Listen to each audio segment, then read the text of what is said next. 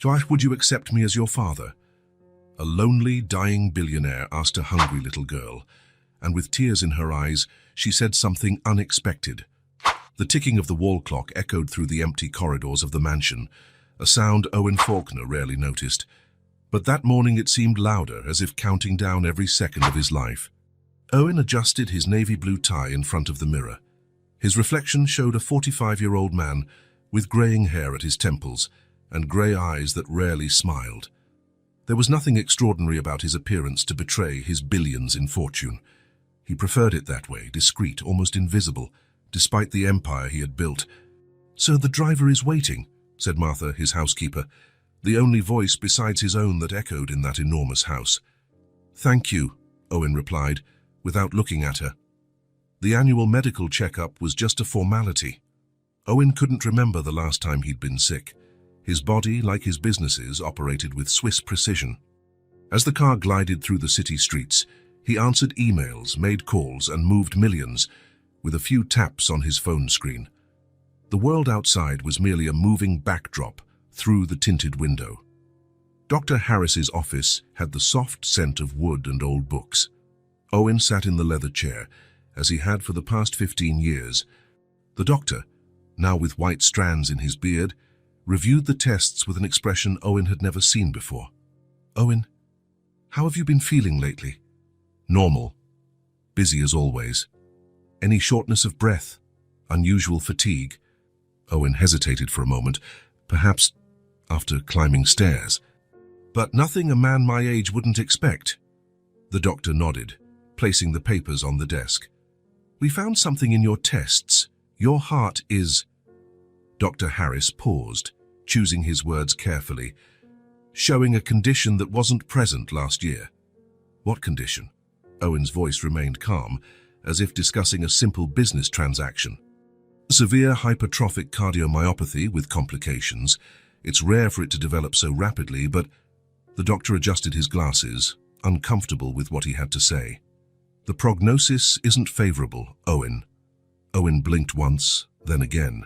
The words floated before him, not quite sinking in. How long?" The question came out automatically, as if from someone else. "Without a transplant, perhaps 6 months, a year, being optimistic." The doctor continued speaking. Treatments, medications, remote possibilities. But Owen no longer listened.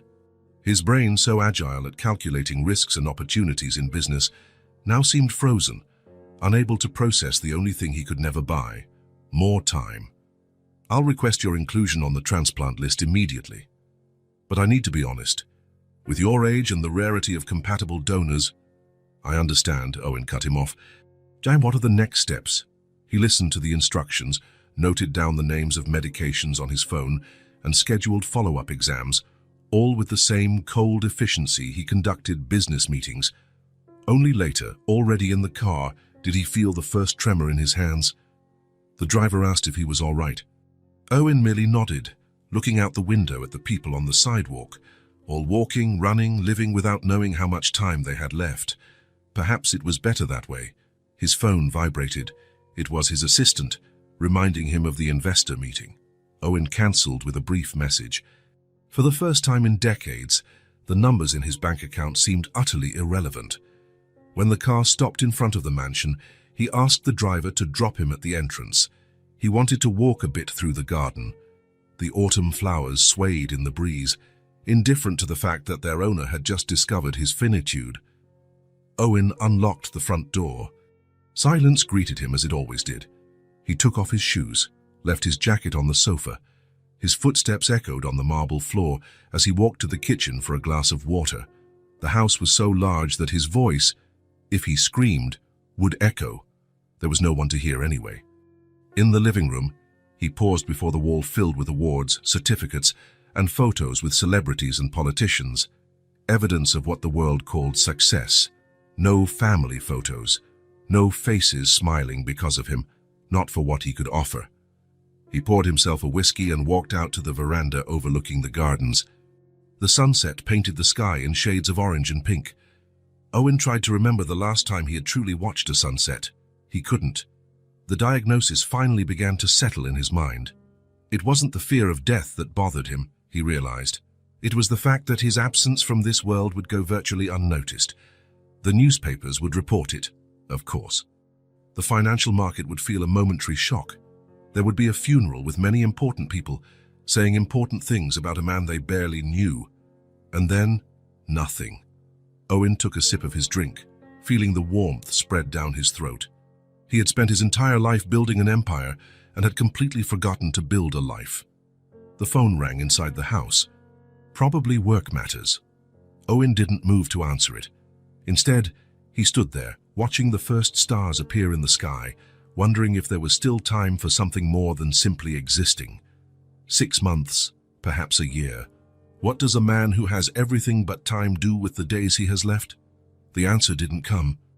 Only the silence of the empty mansion and the growing weight of loneliness that now, finally, he allowed himself to feel. Owen walked aimlessly through the city's dark streets. The October chill pierced his expensive coat as if it were made of paper. He barely noticed. His thoughts were too heavy with the doctor's words echoing in his mind. 6 months. A year. Being optimistic. The diagnosis had changed everything and nothing at the same time. Life continued around him, cars passing, hurried people returning home, lights flickering in shop windows. But now, every moment seemed marked by an invisible clock. What's the point of all this money, and he thought, passing a closed jewelry store window, billions in bank accounts, properties on 3 continents, and no one to share it with, no one who truly cared if he lived or died. Unbeknownst to him, Owen had drifted away from his upscale neighborhood. The streets were now narrower, the buildings older, the lights dimmer. At another time in his life, he would have felt uncomfortable, perhaps even vulnerable. Now, with death lurking, none of that mattered. That's when he saw her. In the gap between 2 closed commercial buildings, a small figure rummaged through trash cans. A little girl, no more than 5 years old, in a thin, torn coat, scoured discarded scraps for food. Her dark hair was tangled and dirty. Even in the dim light, Owen could see she was shivering in the cold night air. Something about that scene paralyzed him. The girl was completely alone. No adults nearby, no supervision, just a child struggling to survive in a cold, indifferent world, like him. The realization hit him with surprising force. He, a billionaire with mansions in 3 countries, and she, a child rummaging through trash, both equally solitary, both with no one who truly cared. Without thinking, Owen took a step toward the alley. The sound of his shoe on the asphalt startled the girl, who turned around abruptly. Their eyes met, his tired and empty, hers frightened and suspicious. Owen stopped, raising his hand slightly to show he meant no harm. Something inside him stirred, an impulse that came from a place he didn't even know existed. Before he could analyze or think about the consequences, the words came out, "Would you accept me as your father?" The question hung in the cold night air, as unexpected to Owen as it surely was to the girl. She tilted her head slightly, her dark eyes fixed on his, as if trying to determine if she had heard correctly or if it was some kind of trick. Her small fingers tightened around a piece of stale bread she had found. She took a step back, wary, assessing the well-dressed man in front of her. "If it means food and a place to sleep, I accept," she finally replied, her voice small but determined. The answer, so practical and direct, caught Owen by surprise. There was no emotion there, just the basic logic of survival. It hit him with painful clarity. For her, it wasn't about family or affection, but about unmet needs. "What's your name?" he asked, his voice softer than usual. "Hannah," she replied, still keeping her distance. "I'm Owen. Are you hungry now, Hannah?" She nodded slightly, her eyes never leaving his. "There's a diner across the street," Owen said, pointing to a brightly lit establishment. "We can get something warm to eat. What do you think?" Hannah looked in the direction indicated, then back at him. Her eyes moved from his expensive coat to his polished shoes, assessing. "I don't have money," she said, as if needing to make that clear. "I do," Owen replied simply. A silence settled between them. The distrust in Hannah's eyes was palpable, but there was also something more, a spark of hope she tried to hide. "What do you like to eat?" Owen asked, trying to establish some connection. "A hamburger," she replied after a pause. "With fries. Great choice. I like those too." Another silence. Owen didn't move closer, respecting her space. "Why do you want to be my father?" Hannah finally asked, the question surprisingly direct for such a young child. Owen wasn't prepared for this. How to explain loneliness, terminal diagnoses, and the sudden realization of one's own mortality to a 5-year-old? "Because I'm alone," he replied simply. "Like you." The honesty of the answer seemed to resonate with Hannah. She took a small step forward, still clutching the piece of bread. "Did your parents die too?" "Yes," Owen said. "A long time ago." "Mine too," Hannah said. "My mom died. My dad left and never came back." "I'm sorry," Hannah shrugged, as if it were just a fact of life. "Do you live near here?" she asked. "Not too far. I have a big house. Lots of empty rooms." "Is there food there?" "Plenty of food," Owen confirmed, "but we can eat at the diner first if you prefer." Hannah seemed to consider the offer. The wind blew harder, making her shiver in her thin coat. She coughed, a dry, worrying sound. "It's very cold out here," Owen said. "Shall we go inside?" "You can order anything you want." After another moment of hesitation, Hannah nodded. Owen extended his hand but didn't insist when she didn't take it. Instead, they began to walk side by side toward the diner, separated by a cautious distance.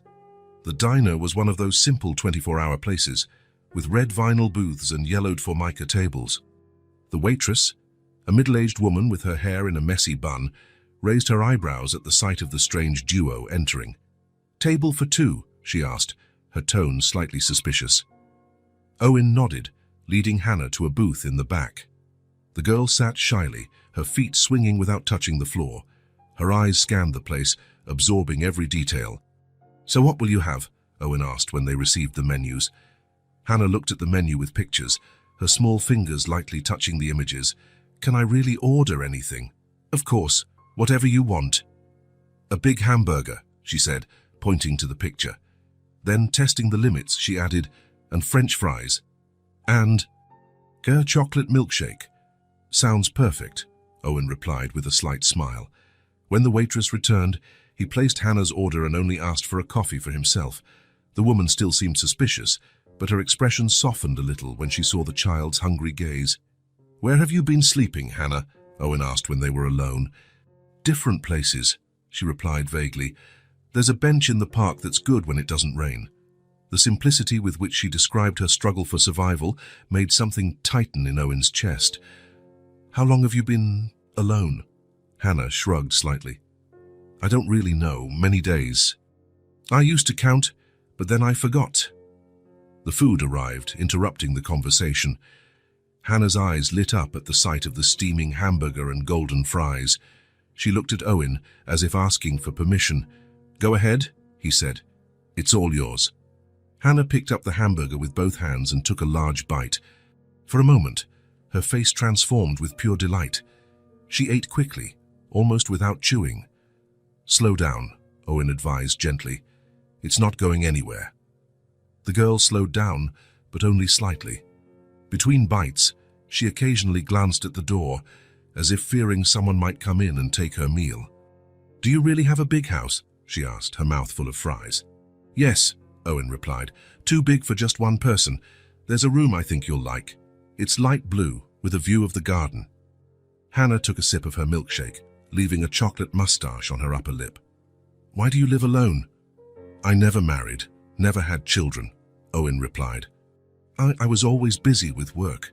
"What kind of work do you do?" "I run companies, I do business." Hannah nodded as if she understood, though she clearly didn't. "Are you rich then?" The direct question made Owen smile slightly. "Yes, I am. Rich like having lots of toys." "We can buy any toys you want." Hannah's eyes widened, but she tried to disguise her reaction as if she feared showing too much interest. "If I go with you," she began, hesitantly, "can I leave if I want to?" The question took Owen by surprise. It was too astute for a 5-year-old, but perhaps it was the kind of shrewdness that came from the need for survival. "Yes," he replied honestly. You're not my prisoner, Hannah. I just want to offer you a safe place, food, clothes, a home. She studied him for a long moment, as if trying to read the truth in his eyes. Okay, she finally said. As Hannah finished eating, Owen noticed that her clothes were not only dirty but completely unsuitable for the cold. I think we need to get you some new clothes, he said. Your coat seems too thin for this cold. The stores are closed now, Hannah observed, looking out the window at the dark street. I know a place that's open 24 hours, Owen replied. We can go there later, if you're not too tired. Hannah nodded, biting into the last French fry. I'm not tired. Owen paid the bill, leaving a generous tip. When they stepped out onto the street, the cold seemed even more intense. Without thinking, he took off his own coat and placed it over Hannah's shoulders. But you'll be cold, she protested, though she was already snuggling into the oversized coat. I'm fine, Owen replied, feeling the wind cut through his thin suit. Strange how he didn't care about the discomfort. Let's find a taxi. A yellow taxi stopped when he hailed it. The driver gave the strange pair a curious look, but asked no questions when Owen gave the address of the shopping center. During the ride, Hannah remained silent, looking out the window at the city lights. Every now and then, she glanced at Owen, as if to check if he was still there. The shopping center was almost deserted at that hour of the night. The large department store had only a few bored employees, who barely disguised their surprise at seeing the strange pair, an obviously rich man and a visibly street-worn girl. My daughter needs new clothes, Owen said to the sales assistant, the words feeling strange on his tongue. The woman nodded, leading them to the children's section. Hannah stayed close to Owen, intimidated by the bright lights and the immense space of the store. You can choose anything you want, Owen said. Hannah looked at the racks of colorful clothes, clearly overwhelmed by so many options. I don't know what to choose, she admitted, her voice almost a whisper. Let's start with the basics then, Owen suggested, picking out coats, pants, t-shirts and pajamas that he thought would fit her. Hannah touched each piece with reverence, as if they were treasures. When they passed the toy section, her eyes fixed on a brown teddy bear with a red ribbon around its neck. She didn't ask for it, just looked at it for a long time before looking away. Owen picked up the teddy bear and offered it to her. Would you like this too? Hannah nodded shyly, a small smile appearing on her face for the first time that night. They left the store with several bags. In the taxi back, Hannah held the new teddy bear close to her chest, occasionally whispering something into its furry ear. Owen watched her out of the corner of his eye, a strange sense of protectiveness growing within him. When the taxi finally drove up the long driveway of the estate, Hannah's eyes widened. The mansion, illuminated by strategically placed lights, looked like something out of a fairy tale. Is this where you live? She asked, her voice almost a whisper. Yes, Owen replied. And now you do too, if you want. Hannah didn't answer, just stared at the mansion in astonishment as the taxi stopped in front of the main entrance. They got out of the car, Hannah still clinging to the teddy bear and wrapped in Owen's oversized coat. She stood still, gazing at the imposing building. Do you live here all alone? She asked ingenuously. Owen merely responded with a nod, the innocent question highlighting the emptiness of his existence in a way no one ever had before. Hannah took a few hesitant steps toward the door, waiting for Owen to open it. When they entered the spacious grand hall, with its marble floor and crystal chandelier, she slowly spun around, taking in the grandeur of the place. In that moment, Owen knew his life had changed forever. The diagnosis had given him a death sentence, but also, unexpectedly, it had given him something he never thought he'd have, a chance not to be alone for the time he had left. And as he watched the small, awestruck figure in the middle of his grand hall, he felt that the empty space he called home was finally beginning to transform. In the first mornings, Owen would wake with a start, as if he'd dreamed something important he couldn't recall. Then, the soft sound of footsteps in the hallway would bring everything back. He was no longer alone. A child now lived under his roof. Hannah's room had been just an empty space, one among dozens in the mansion. In a few days, it came to life.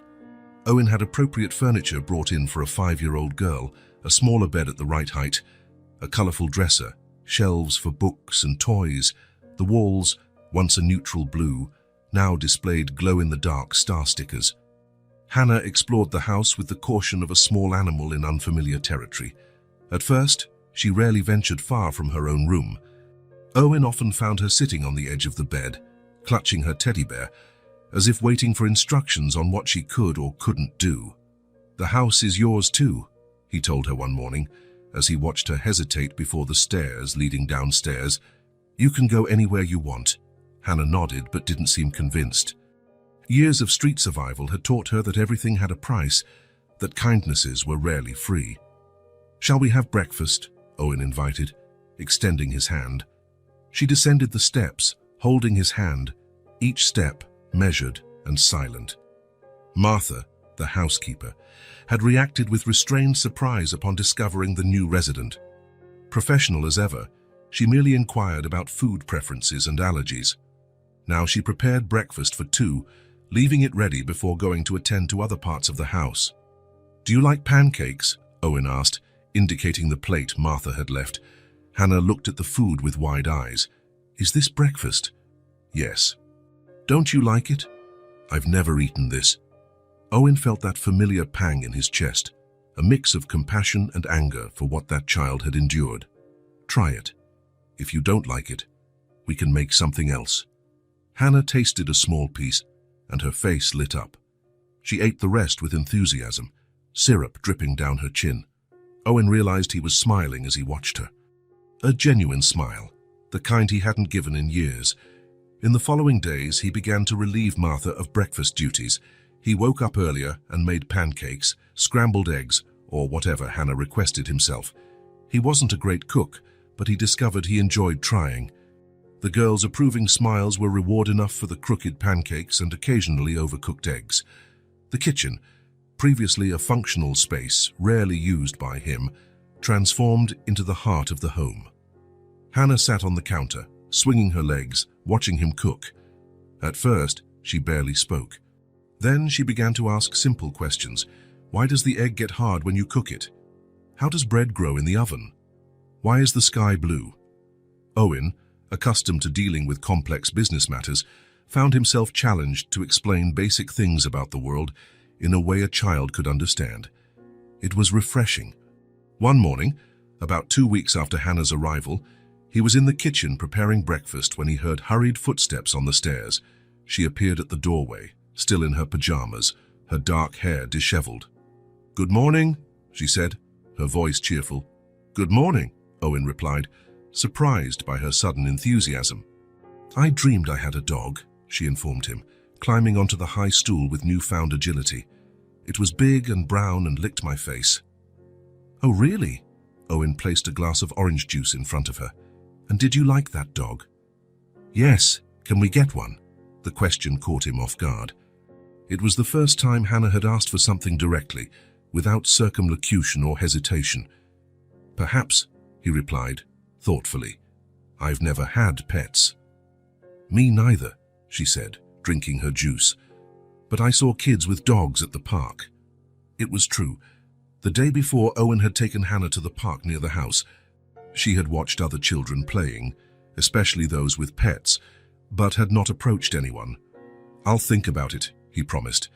From that day on, Hannah's good morning became an essential part of the routine.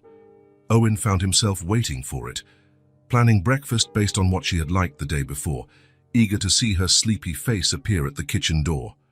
The house, so long silent, now filled with small sounds, footsteps running down the hall, muffled laughter as Hannah discovered something new, the muffled sound of the TV tuned to cartoon channels. Owen adjusted his work meetings to the periods when Hannah watched her favorite shows or took an afternoon nap.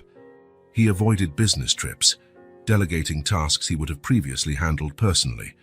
His assistant noticed the change, but didn't comment, merely reorganizing his schedule to accommodate the new timings. In the evening, a new routine was established. After dinner, Hannah would take a bath, no longer needing help as she made sure to emphasize, and put on one of her new pajamas. Owen would find her in bed, surrounded by the children's books they had bought. "Which one today?" he would ask, sitting on the edge of the bed. Hannah would choose carefully, as if it were a decision of utmost importance. At first, she preferred stories with many illustrations and few words. Over time, she came to appreciate longer tales, occasionally interrupting to ask about words she didn't know. Owen discovered he loved these moments. The voice he used for different characters, the expressions of wonder or joy on Hannah's face, the sense of calm that enveloped him as he read. It was as if the world outside, with its board meetings, stock quotes, and the fatal diagnosis hanging over his head, simply disappeared during those stories. After reading, Hannah would hug him with surprising strength for someone so small. "Good night, Owen," she would say. She still didn't call him Dad, and he didn't insist. He knew that trust and affection couldn't be forced. "Good night, Hannah," he would reply, adjusting the covers around her.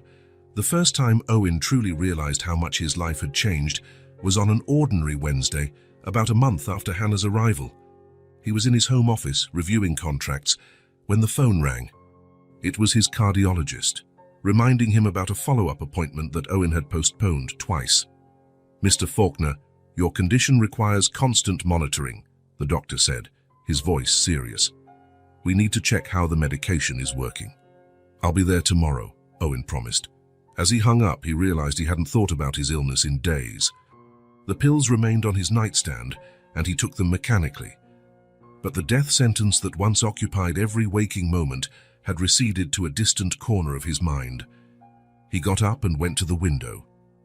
In the garden, Hannah was playing under Martha's supervision. She had found a butterfly and was carefully following it across the grass, talking to the insect as if it could understand her. Owen smiled. The prospect of dying hadn't changed, but his view of the time he had left had. Now, each day felt like an opportunity, not a countdown. That night, after the usual story, Hannah didn't lie down immediately. "Owen," she said, her voice serious for a 5-year-old. "Can I ask you a question?" "Of course." "Did you have a family before?" The question caught him off guard. Hannah rarely asked personal questions. "I did," he replied after a moment. "My parents. I don't have siblings." "Where are your parents?" Owen adjusted himself on the edge of the bed. "My mother died when I was young. I was 15. "What was she like?" Hannah asked, hugging her teddy bear. No one had asked Owen that in decades. The image of his mother came to mind.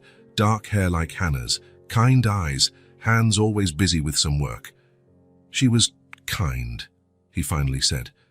"She liked music, played the piano, sang to me when I was little. Did she get sick?" "Yes." Her heart stopped working properly.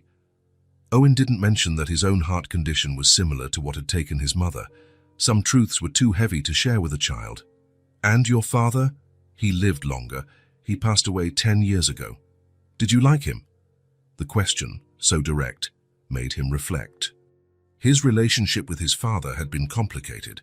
After his mother's death, the man had become even more rigid and distant, as if he feared that getting emotionally close to his son might cause more pain. "My father was difficult," he answered honestly. "He wanted me to be strong, successful. He didn't show his feelings much." "Did he hug you?" "Rarely." "That's sad," Hannah said with the devastating simplicity of children. "Yes," Owen agreed. "I guess it is." "I like when you hug me," she declared, as if that settled the matter. "I like it too," Owen replied, feeling something warm and strange in his chest. Hannah smiled and finally lay down, pulling the covers up to her chin. "Good night, Owen." "Good night, Hannah." As he left the room, Owen stopped in the hallway, leaning against the wall.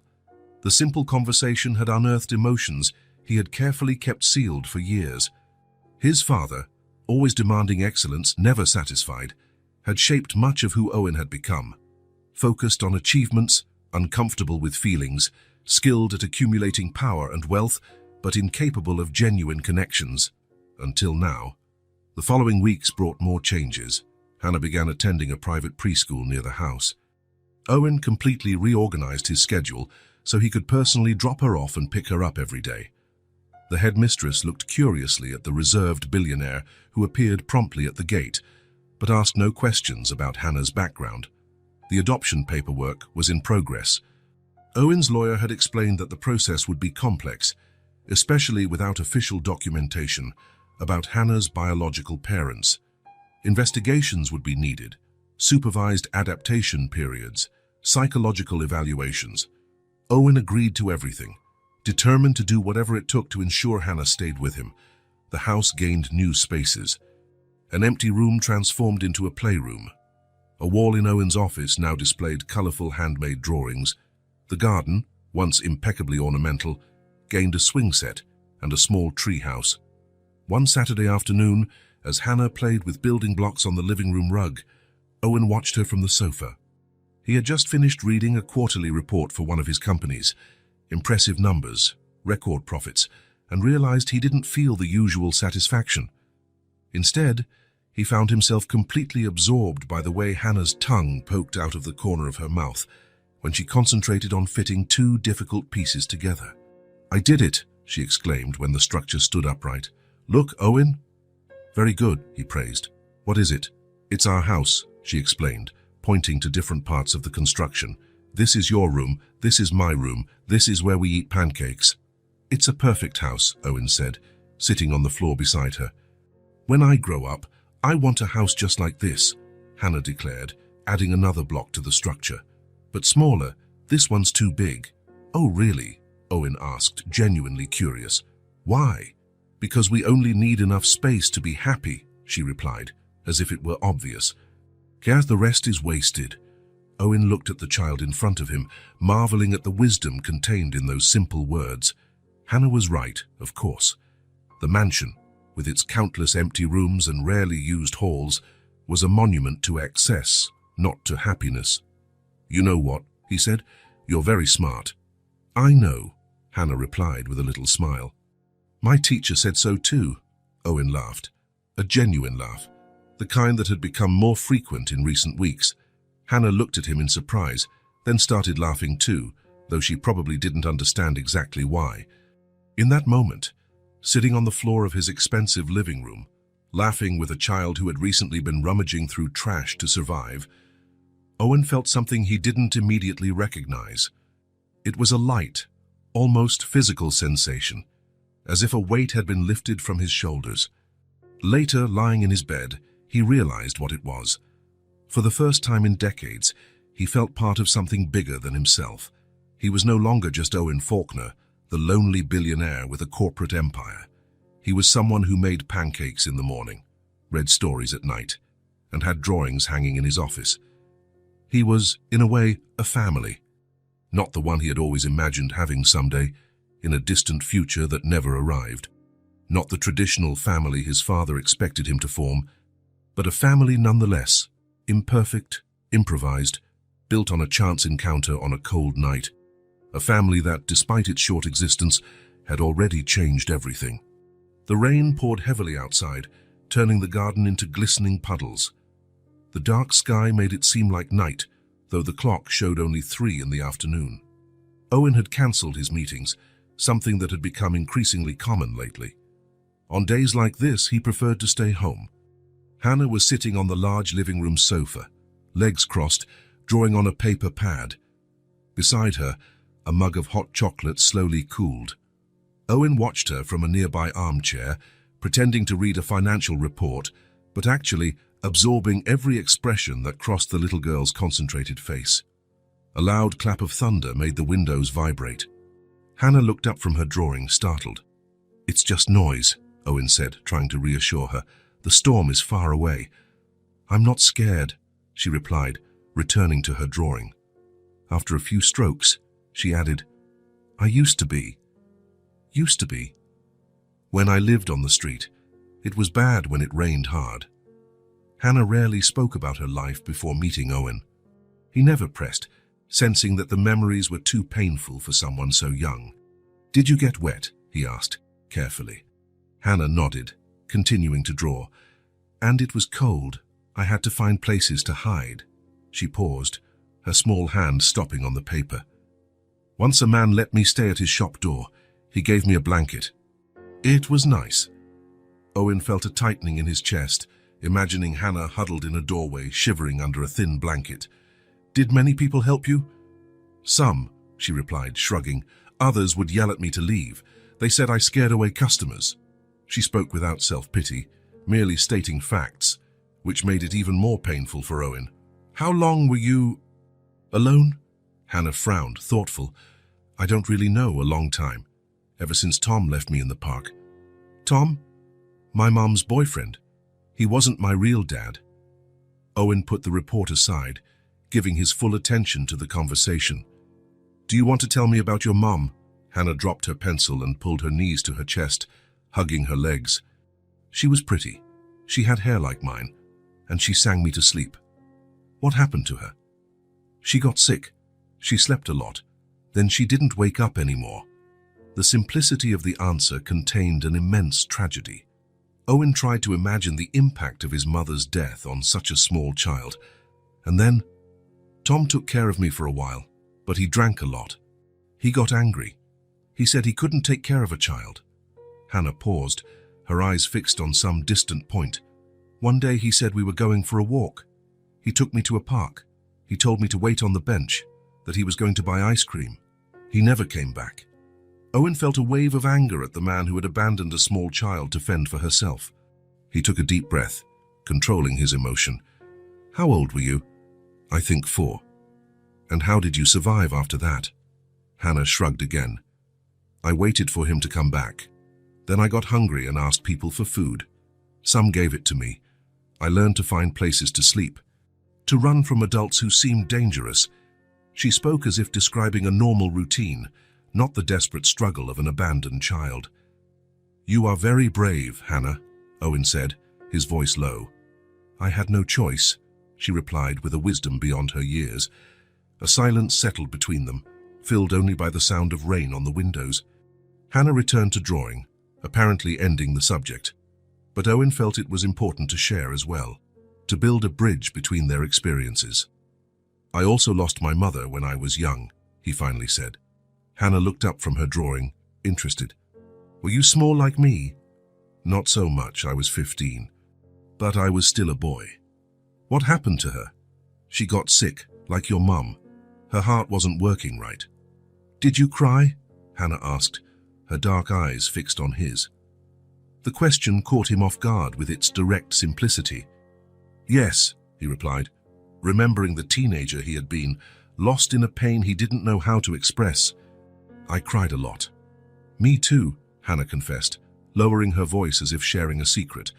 But Tom said crying was for babies. Tom was wrong, Owen said firmly. There's nothing wrong with crying when we're sad. Hannah nodded, absorbing the information. And your dad, she asked, did he take care of you? Owen hesitated, organizing his thoughts. How to explain his complex relationship with his father to a 5-year-old?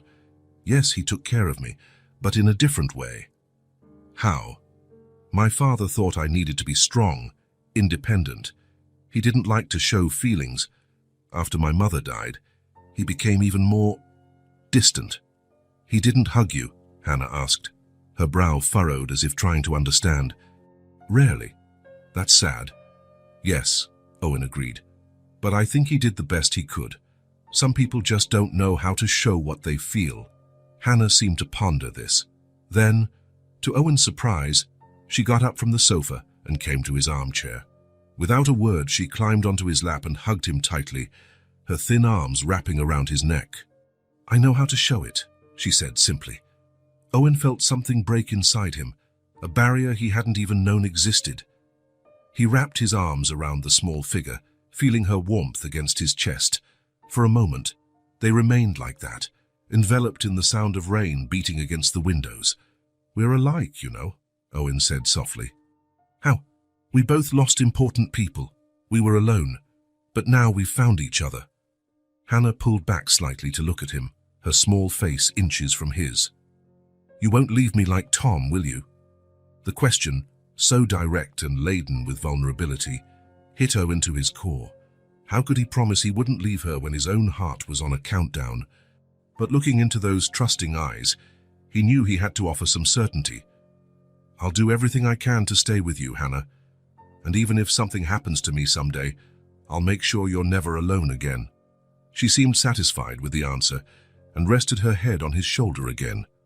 Outside, the rain continued to fall, but inside that room something had changed. Two survivors, marked by different but equally profound losses, had found in each other something they both thought they had lost forever: a home. Weeks had flown by since Hannah entered Owen's life. The routine at the mansion gained new rhythms, new sounds, new colors. The adoption process moved forward, albeit with the typical slowness of bureaucracy. The social worker visited regularly, always impressed with the girl's adaptation and Owen's visible effort to create a suitable environment. That Monday began like any other. Owen took Hannah to school, promising to pick her up in the late afternoon. He had an important meeting with investors, something he had been postponing but could no longer put off.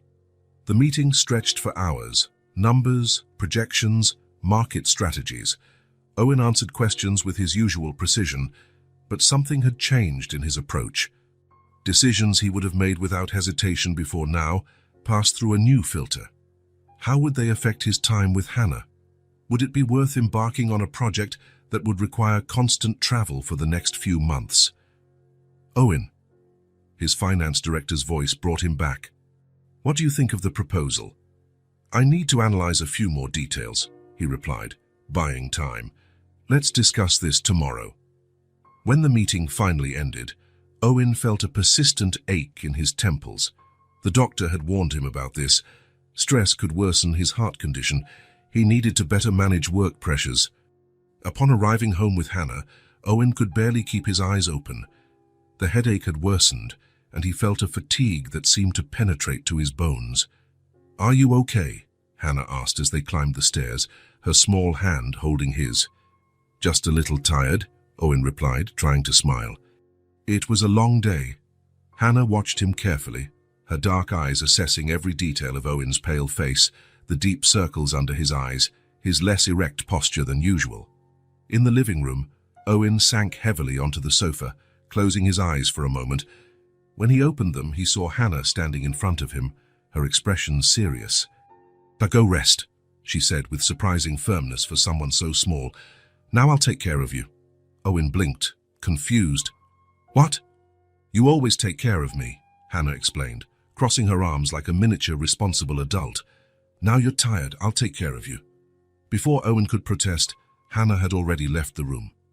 He heard her hurried footsteps in the hallway, going upstairs, then coming down again. She returned carrying a blanket, dragging it across the floor, actually, as it was bigger than her. With visible effort, she tried to spread it over Owen's legs. Let me help, he offered, but Hannah shook her head, determined. No. You stay still. Owen obeyed, watching tenderly as she struggled to cover him properly. When she finally succeeded, she stepped back to assess her work, her brow furrowed in concentration. Now don't move, she ordered, before leaving the room again. This time her footsteps headed towards the kitchen. Owen heard the sound of the refrigerator opening, followed by the sound of running water. A few minutes later, Hannah returned, carefully carrying a glass of water with both hands, the liquid swaying dangerously close to the rim. Drink, she said, offering the glass when she reached the sofa. Water is good for you. Owen took the glass, taking a sip to please her. The truth was he was thirsty, but hadn't realized it until that moment. Thank you, Hannah. She nodded, serious, and left again. She returned shortly after with an apple and some grapes on a plate. Martha said fruit is good when you're sick, she explained, placing the plate on the coffee table. Are you sick? No, Owen replied. Just tired. Hannah didn't seem entirely convinced. She climbed onto the sofa beside him, studying his face intently. My mom used to get like this sometimes, she said, her voice low. Tired. I used to get water for her too. Owen felt a pang in his chest, imagining Hannah, even smaller, taking care of a sick mother. Did you take good care of her? Hannah nodded, her gaze distant for a moment. She used to say I was her special nurse. Returning to the present, Hannah adjusted the blanket over Owen, pulling it up to his chin just as he did for her every night. Now you need to rest, she instructed him. Close your eyes. Owen smiled, but obeyed, closing his eyes.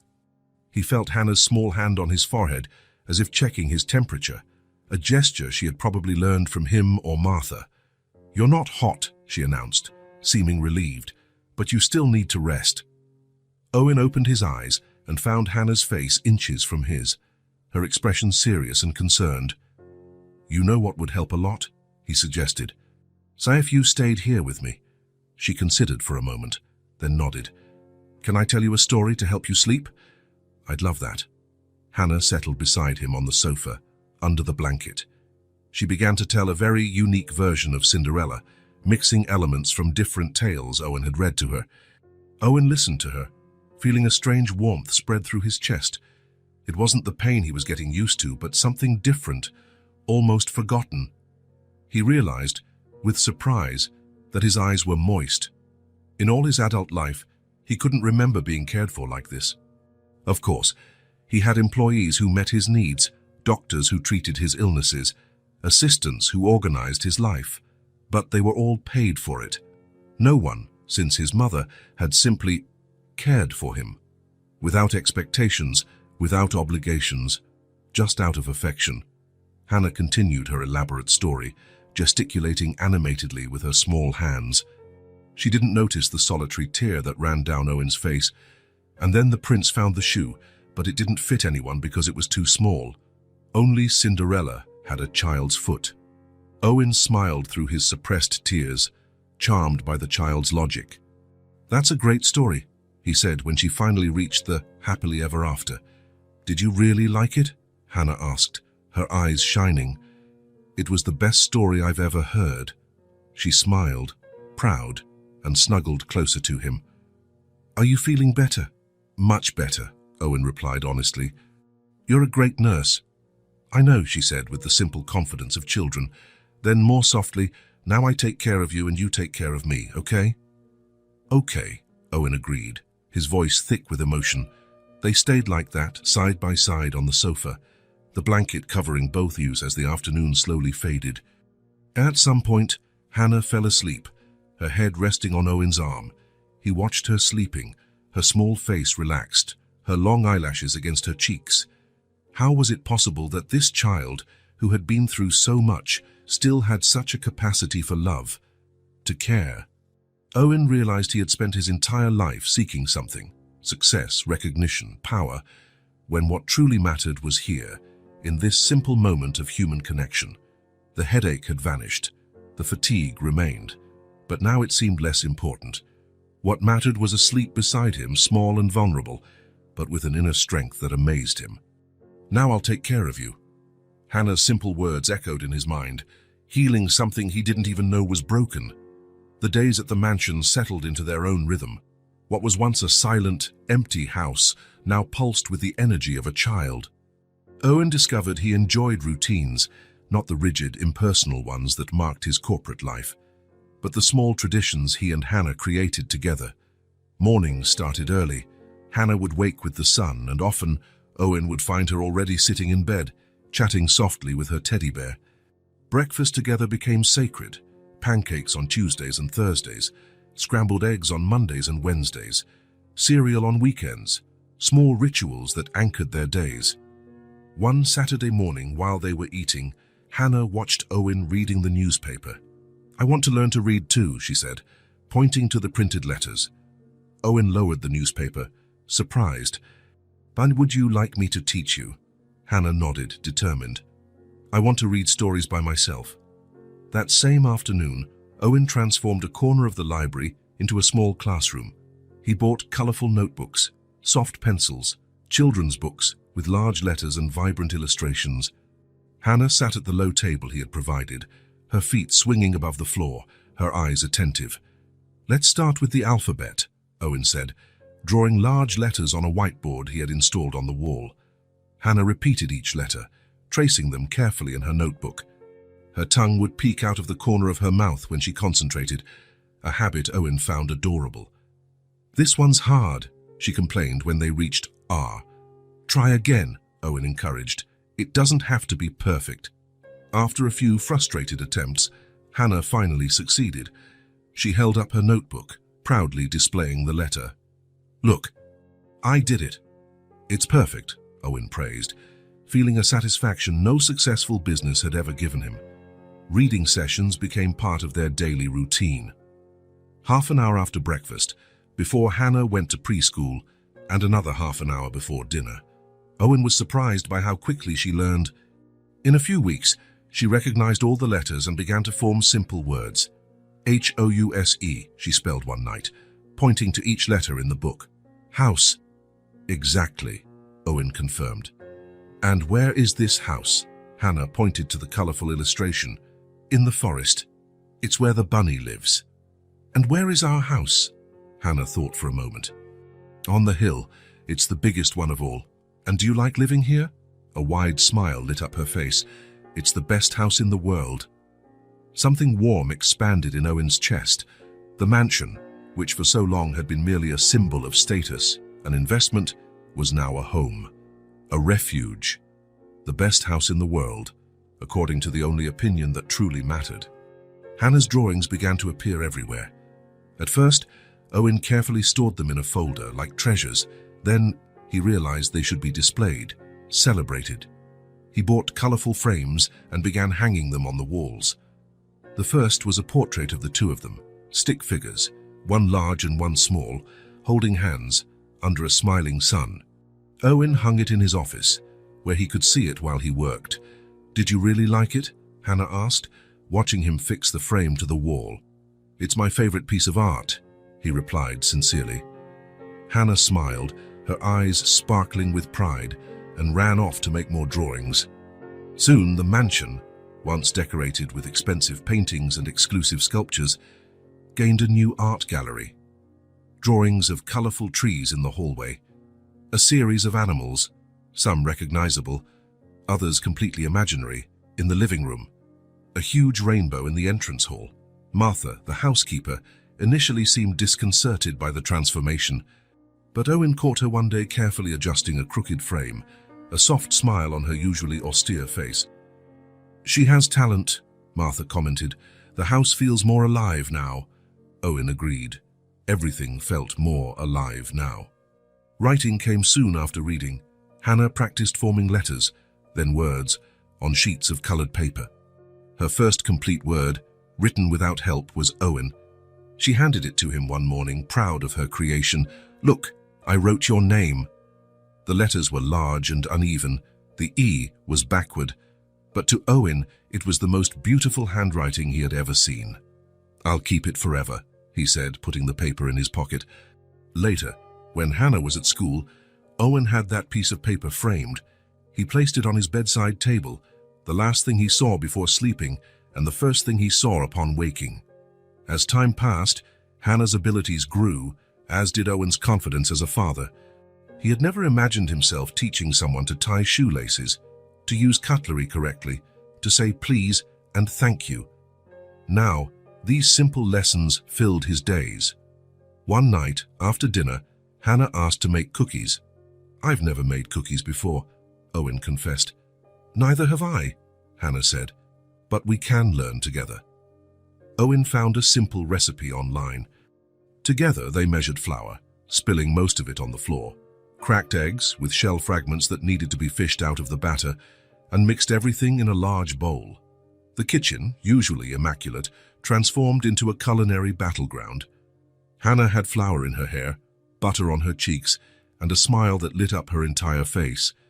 When the cookies finally came out of the oven, some slightly burnt at the edges, Hannah applauded.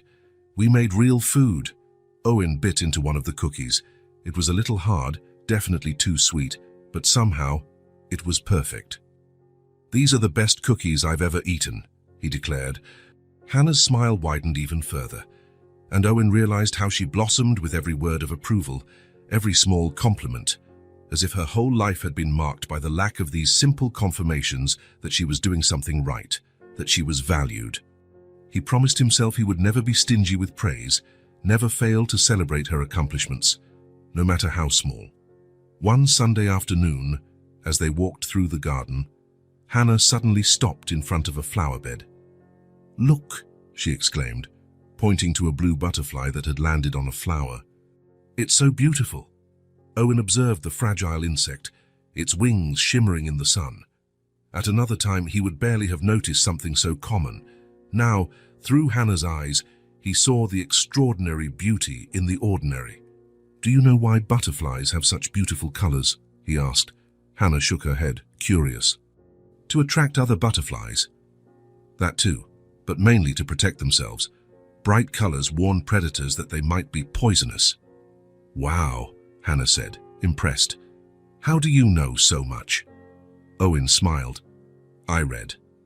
And now you can read too, and discover things like that." Hannah nodded, determined. "I'm going to read all the books in the world. All of them." "Well, maybe not all of them," she reconsidered. "Only the interesting ones." Owen chuckled, a sound that was becoming increasingly familiar in a house that once knew only silence. That night, at bedtime, Hannah showed Owen a thin book they had bought the previous week, her first attempt at reading a complete story by herself. "Can I try reading to you tonight?" she asked, shyly. "I'd love that," Owen replied, sitting on the edge of the bed. Hannah opened the book, took a deep breath, and began. Slowly, with some pauses to decipher more difficult words, she read the story of a rabbit who wanted to reach the moon. Owen helped occasionally, but let her figure out the words on her own whenever possible. When she finished the last page, Hannah closed the book with an expression of pure triumph. "I read it. I read the whole book." "You did it," Owen confirmed, feeling his chest swell with pride. "I knew you could." Hannah threw her arms around his neck, hugging him tightly. "You're the best dad in the world," she whispered. Owen froze for a moment. It was the first time Hannah had called him that, Dad. Not an Owen, not Sir, but Dad.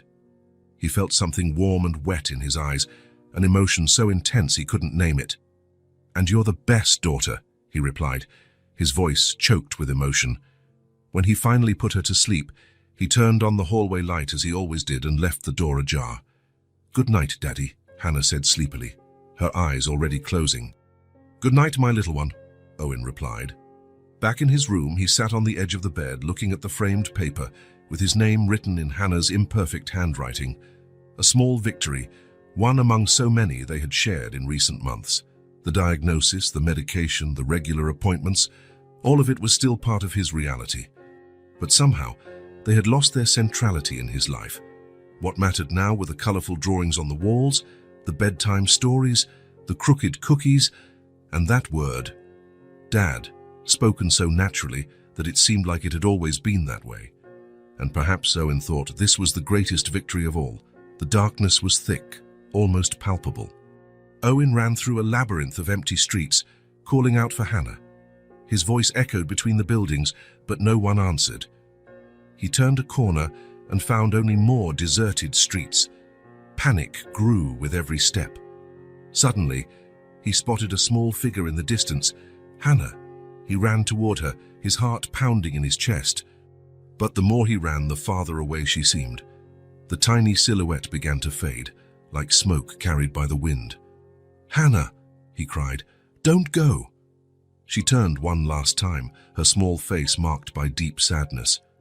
"You can't save me," she said, her voice strangely adult. "No one can." And then she disappeared completely. Owen woke with a violent start, sitting up in bed. His heart was pounding so hard it hurt, and his sleep shirt was drenched in sweat. For a moment, he was disoriented, the remnants of the nightmare still too vivid. He glanced at the digital clock on his nightstand. 3:17 a.m. The house was silent, terribly silent.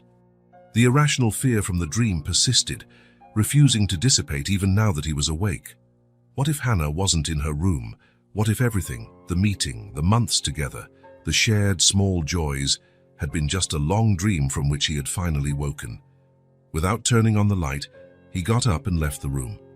The hallway was lit only by the faint security light they left on overnight.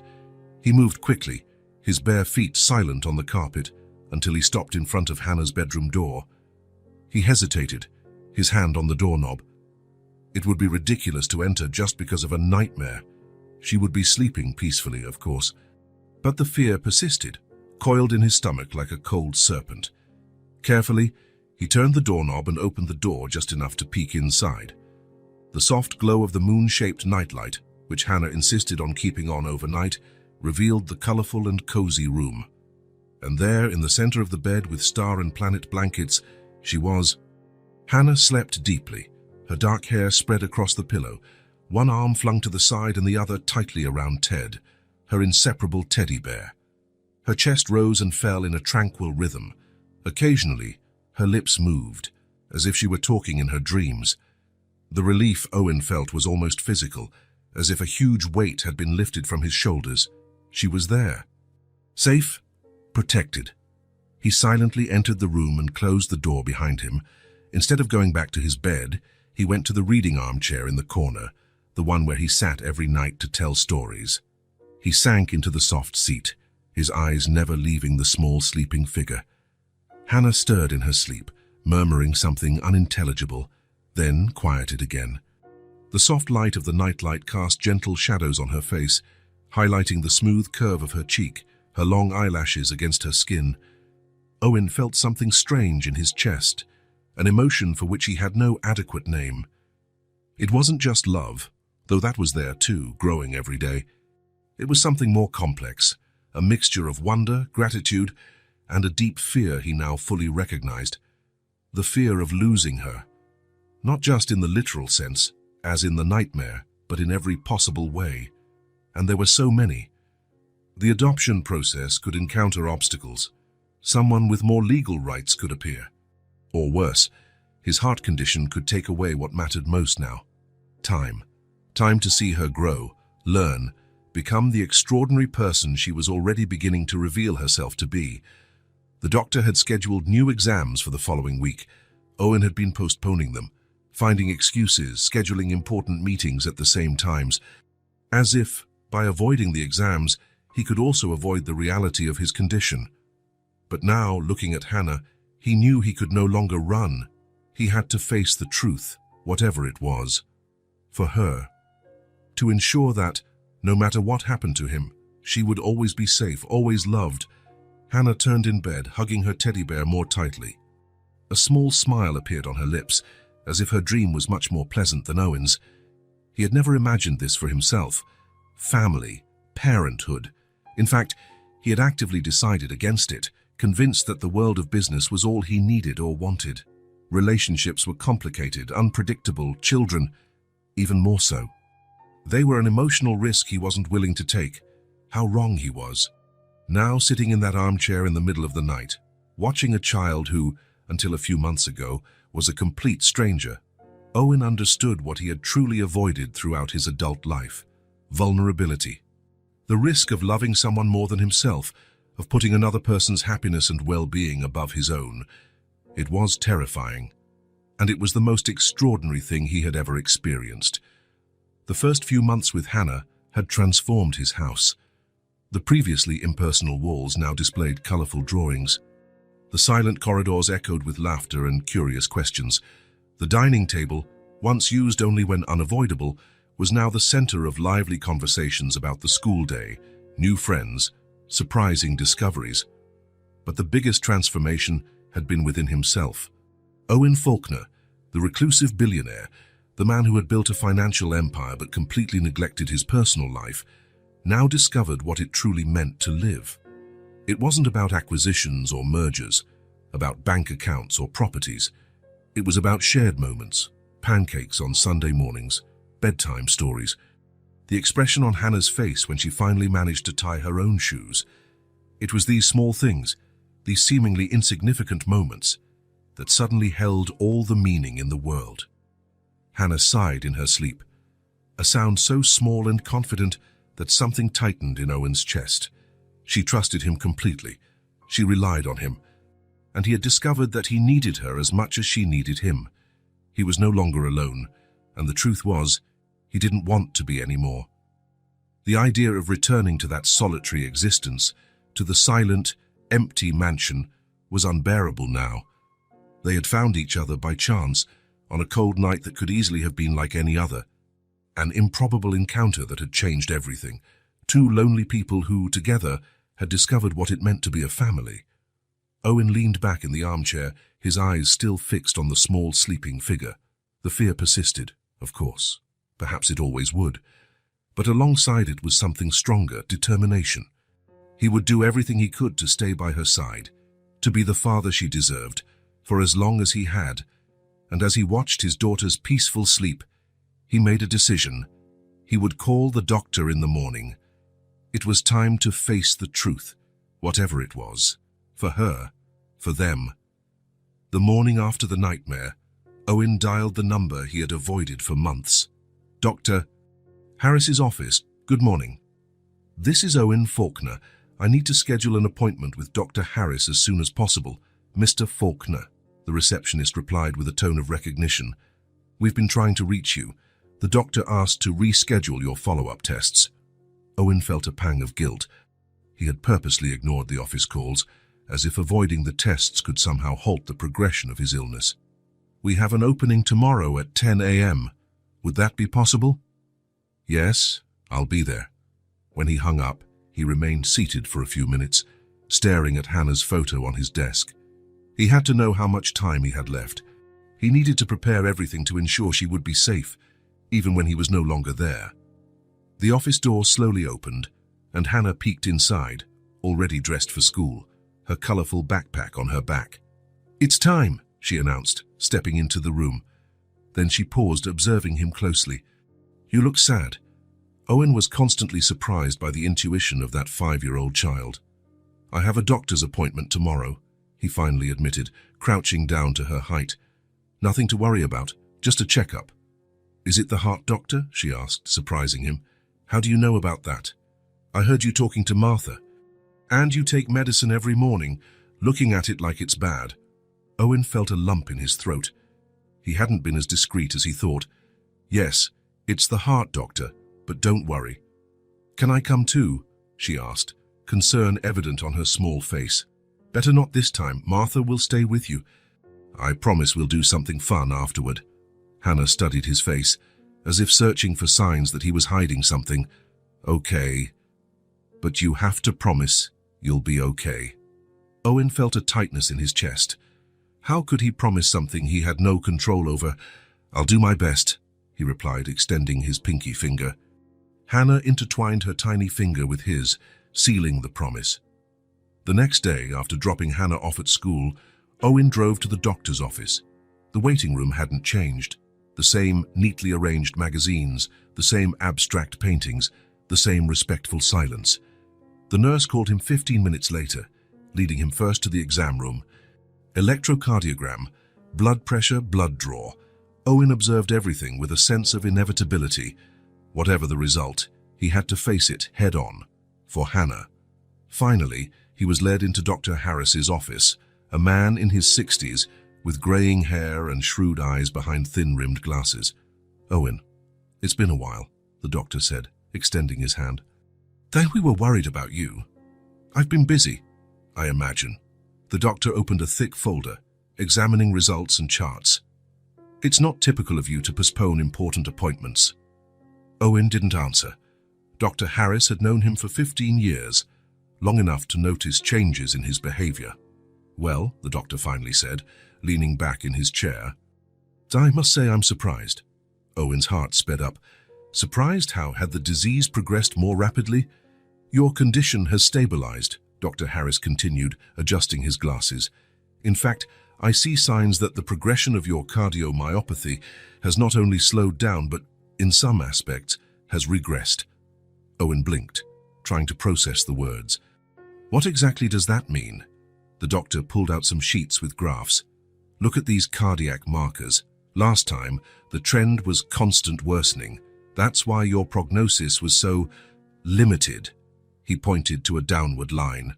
Now, observe the evolution in recent months. The line had stabilized and then started to rise slightly. Your response to the medication is exceptionally good. Your blood pressure has normalized. The stress tests show better than expected cardiac capacity. Even your cortisol levels are significantly reduced. A wave of relief washed over Owen's body. How long? He asked, his voice almost a whisper. The doctor removed his glasses, cleaning them thoughtfully. It's hard to say precisely. Hypertrophic cardiomyopathy remains a serious condition. He put his glasses back on, looking directly at Owen. But with this rate of response to treatment, we're talking about years, not months, possibly many years, with proper monitoring. Years. The word echoed in Owen's mind. Years to see Hannah grow up. Years to build memories. Years he didn't expect to have. Let me be frank, Dr. Harris continued. In my 30 years of cardiology, I've rarely seen such a significant reversal in a severe case like yours. Medicine has its explanatory limits, but something important has clearly changed. The doctor leaned forward. What has changed in your life, Owen? Your physiology shows signs of someone who has undergone a significant transformation. Owen felt a faint smile form on his lips. A child, he replied simply. The doctor raised his eyebrows, clearly not expecting this answer. You adopted? We're in the final stages. A 5-year-old girl. Interesting. Dr. Harris made a note. And how has this experience been for you? Owen thought of Hannah, her morning laughter, the bedtime stories, the colorful drawings adorning the mansion walls. Transformative. It changed everything.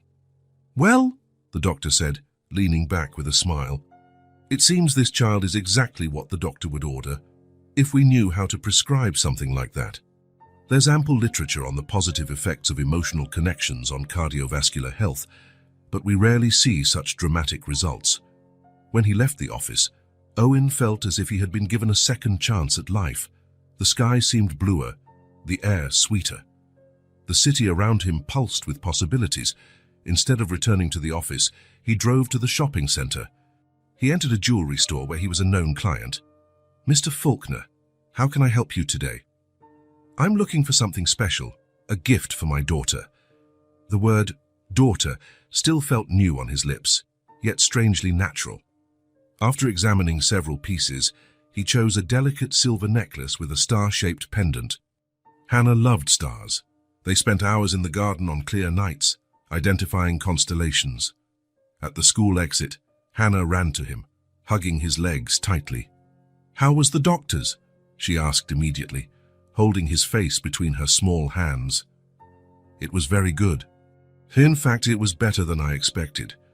You're not going to be sick. Not for a long time, he replied, helping her into the car. Hannah smiled, satisfied. I have a surprise, Owen said. Today we're going out to dinner to celebrate. Celebrate what? Life. Time. Us? Owen chose a restaurant in the city's Central Park, not one of the luxurious establishments he frequented for business, but a simple, welcoming place with outdoor tables under old trees and a visible small playground. They sat at a table near a fountain. Hannah swung her legs, unable to reach the ground as she examined the colorful children's menu. I want spaghetti and meatballs, she declared. Excellent choice. After the waiter took their orders, Owen took a small package wrapped in silver paper with blue stars from his pocket. I have a gift for you. Hannah's eyes widened. Even after months, she was still surprised by gifts, as if each one was an unexpected wonder. Why? It's not my birthday. Sometimes we give gifts just because we want to make someone happy, because we love that person. Hannah slowly untied the ribbon, preserving the decorated paper. When she opened the small box and saw the star necklace, her mouth formed a perfect O of surprise. It's beautiful, she whispered, touching the pendant with her fingertips. Is it really for me? Really? Do you want me to put it on you? Owen fastened the delicate clasp behind her neck.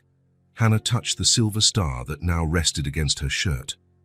I'll wear it forever, she promised, with the seriousness only a child can imbue such a statement. When the food arrived, they ate in comfortable silence. Owen watched Hannah twirl the spaghetti on her fork, as he had taught her, her tongue peeking out of the corner of her mouth in concentration. Hannah, he said finally, do you remember when we first met? That cold night? She nodded, taking a forkful of pasta to her mouth. Before you came along, I had received the worst news of my life, Owen continued, choosing his words carefully.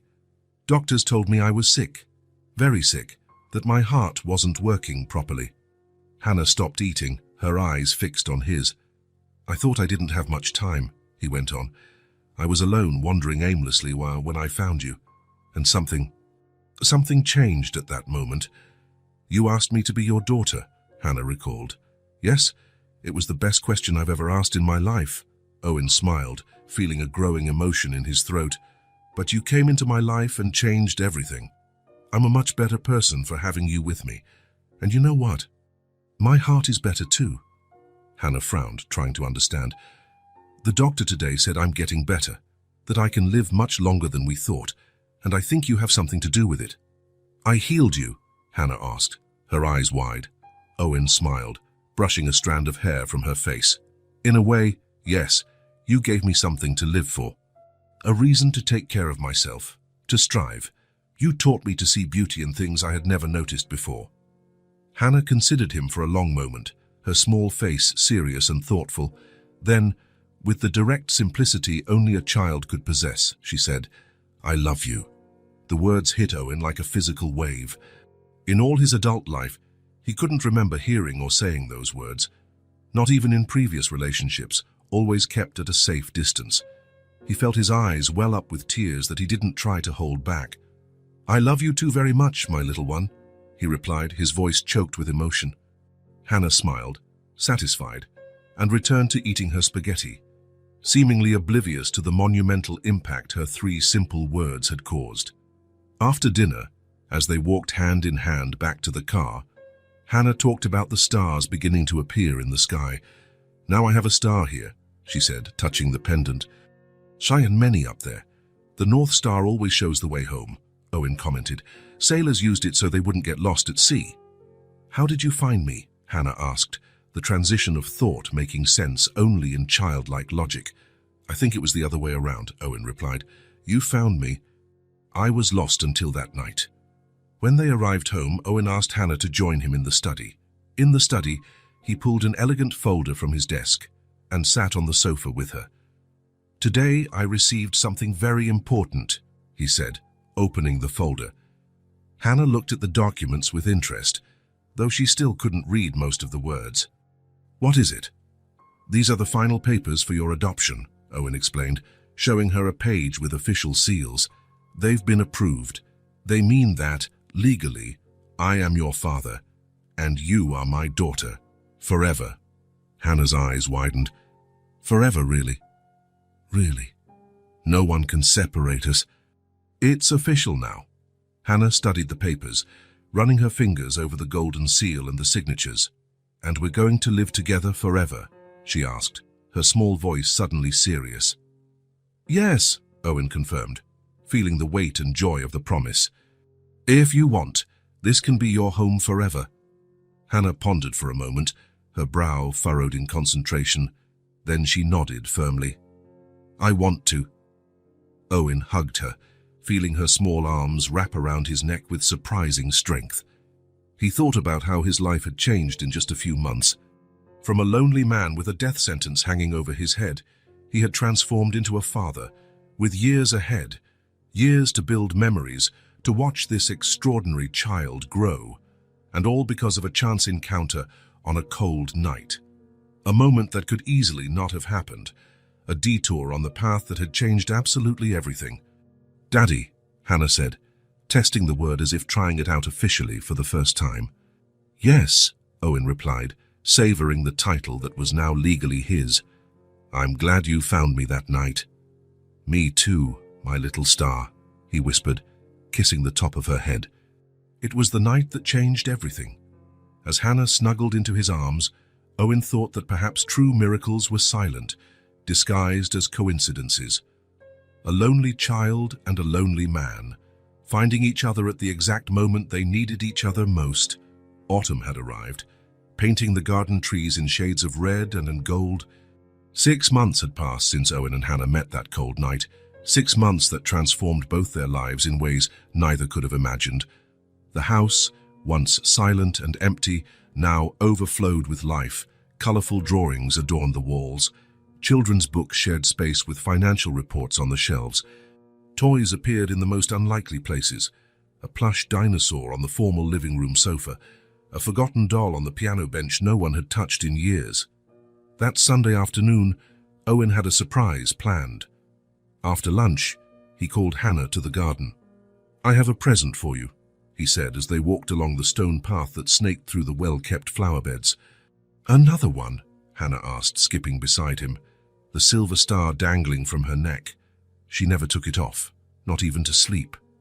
"This one is special, something we can share." They reached a more secluded part of the garden, near the stone wall that bordered the property. There, between two old trees, Owen had a swing set installed, not a common playground swing, but a solid wooden double swing with space for two. Hannah stopped, her eyes wide. "Is it for us?" she asked, approaching slowly, as if fearing the swing might disappear if she ran to it. "For us," Owen confirmed. "To talk, to watch the sunset, to tell stories." Hannah ran her hand over the polished wooden seat, testing it with reverence. "I've never had a swing before." "Me neither," Owen admitted, "not even when I was a child." They sat side by side. Owen gave a gentle push with his feet, initiating a smooth back-and-forth motion. Hannah laughed with each swing, holding onto the side chain with one hand and Owen with the other. "Higher!" she pleaded. Owen increased the momentum, and soon they were swinging in a wide, tranquil arc. The autumn wind ruffled Hannah's hair, which now reached her shoulders, shinier and healthier than when he had first met her. "It feels like we're flying," she said, looking up at the sky. "Or like the birds." Owen agreed. They swung in silence for a few minutes, enjoying the moment, the movement, each other's company. Owen was constantly surprised by Hannah's ability to live in the present. She didn't worry about tomorrow or regret yesterday. She simply existed fully in each moment. It was a lesson he was still learning. "Hannah," he said as the swing naturally slowed, "I've been thinking about something." "What?" she asked, looking at him curiously. "About our last name. Would you like to have the same last name as me?" Hannah considered the question, her brow furrowed in concentration. "Would I be Hannah Faulkner?" "Yes. Legally, you're already my daughter, but we can make it official in your name too." "What happened to my other last name?" The question caught Owen by surprise. In the adoption papers, Hannah was registered only with her first name, no known last name. "What was your last name before?" he asked gently. Hannah shrugged. "I don't know. No one ever called me by a last name." Owen felt his heart ache, imagining such a small child without even the anchor of a full name, a partial identity, as if her existence was only temporary. "Then this will be a new beginning for both of us," he said, putting his arm around her shoulders. "Hannah Faulkner." She smiled, testing the name in a whisper. "Hannah Faulkner. I like how it sounds." "Me too," Owen agreed. The sun began to set on the horizon, casting a golden light over the garden. Shadows lengthened, and the air grew cooler. "I think we should mark this moment," Owen said, taking a small camera from his pocket. "How about a picture of us here?" "Yes," exclaimed Hannah, excited. She loved photos, although she had rarely been photographed before living with Owen. "Let's sit there," he suggested, pointing to a stone bench under an apple tree laden with red fruit. They walked there hand in hand. Owen sat down, and Hannah, spontaneously, climbed onto his lap. "Like this?" she asked, settling in.